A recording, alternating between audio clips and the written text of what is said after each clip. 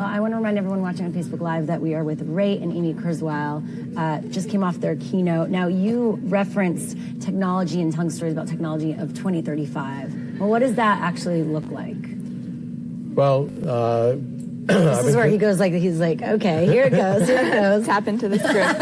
Yeah. I've been consistent that by 2029, computers will achieve human levels of intelligence. They already can do things greater than humans in certain areas, like play Go and recognize images better than humans, but they'll have the wide range of human intelligence, and particularly really understand language at human levels by 2029. But my scenario for how we're going to use that is we're going to merge with it. And we're already doing that. I mean, who could do their work today without the brain extenders we already have? And these AI futurist movies have the artificial intelligence versus the humans, and they battle for control of the world. That's not realistic. We don't have one or two AIs in the world today. We have billions of them. And they are brain extenders. They could create an army. Well, but that's the usual depiction. What's actually happening is they are empowering all of us. They're making us smarter. They may not yet be inside our brains and bodies. That will happen by the 2030s. We'll connect our neocortex, the part of our brain where we do our thinking, to the cloud.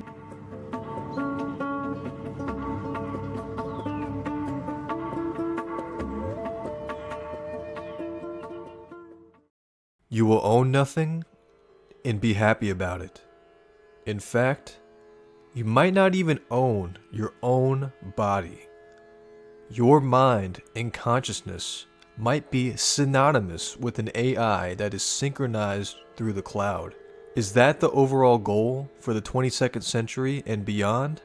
It might be the plan for organizations like the World Economic Forum, which hosts members from the world's biggest tech and financial companies. What better way to introduce the idea of transhumanism than total collusion between the global and monetary superpowers? So what exactly is transhumanism? Transhumanism is a class of philosophies that seek to guide us toward a post-human condition.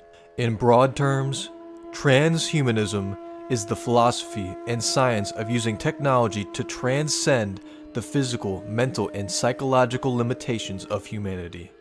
Transhumanists view human nature as a work in progress, a half-baked beginning that we can learn to remold in desirable ways. Current humanity need not be the endpoint of evolution.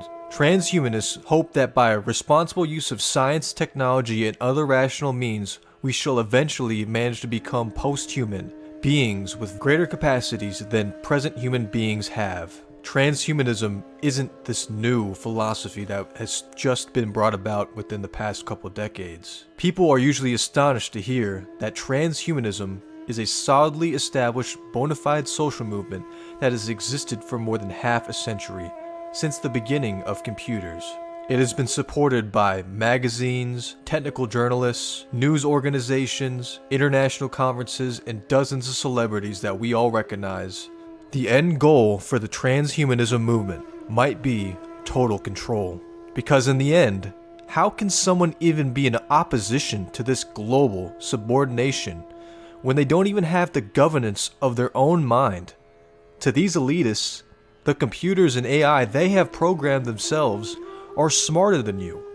Therefore, they should be able to dictate how much freedom you have, how much you drive, what kind of car you drive, who you vote for, and what you own. This succession of power will never end. Sure, they may say introducing this AI into your brain will help you live an easier life. That's always where it starts. Gaslighting you into believing you want this. You need this to do your work, to study, to get an education. It'll help you until it doesn't. Until we as humans have intermingled with the AI that they have made. And what happens if that AI gets compromised, goes rogue, or gets hacked? That thing is stuck in your brain. In an era where cybercrime is at an all-time high, what makes these elitists think that transhumanism is a solution? Are they going to come to your rescue when your mind gets hacked? When your mind is compromised by a foreign government? or cyber criminals holding your mind hostage, they aren't coming to save you because they wanted this. It always starts out as something noble, something greater than ourselves, for a greater purpose. But the final conclusion always ends up with your freedoms being lessened, and a powerful organization gaining even more ground, even more supremacy, masquerading as a solution to a problem that they created. Sure, in the beginning, they say it's an option. You have a choice to become one with the AI. But as time goes on, longer and longer, when the people around you are basically cyborgs, you're the one that's going to be left out as a normal one. Because that's always how it starts. The alienation of regular human beings, that is what they want. They want it to be inevitable that humans will sooner or later have the option of becoming posthumans. But as the era of posthumans continues on, the illusion of optionality will dry up like a mirage in the desert. In fact, being a regular human might come with liability. First, it's your health insurance, your life insurance saying, it's too risky to insure you, to cover your expenses, because you don't have AI in your head. You're not one with the AI. Therefore, you're more at risk of dying or having serious injury. The AI is here to help you. Why don't you just get it? The pressure will be insurmountable at that point when your doctors, your physicians, your boss, your friends, your family keep asking you, why don't you just get the AI? It'll make your life easier. It's almost like history has a strange way of repeating itself or rhyming. Like we're living in this poem of sarcasm and irony. And the lines just keep getting repeated over and over again every 100 or so years.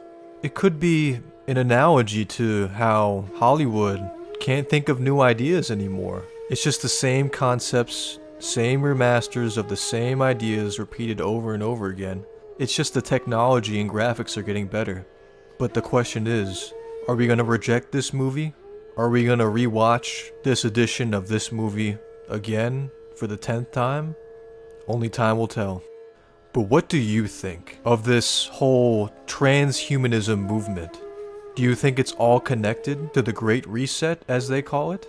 Is it all just a scheme to take away your freedoms and tell you what to do and how to think? Or is it all a harmless idea based on science for the overall good of the human race? Let me know in the comments down below. And that is it for today's video. I hope you guys found some informative value. If you want to support me on this journey I am taking, please hit that like button and subscribe. I plan on making more videos like this 3 to 4 times a week. Some of it will be like this, spiritual information, and also I make videos on newsworthy stuff that's not really covered by the mainstream media. I have also opened a Teespring site where I sell some of my spiritual posters and t-shirts, some enlightenment posters, merchandise. The URL for that website is teespring.com/store/sensei-productions-merch. I will be providing a link in the description and posting it on the video as well. Thank you for watching. You are appreciated. I hope you have a great rest of your day and an amazing year. Namaste.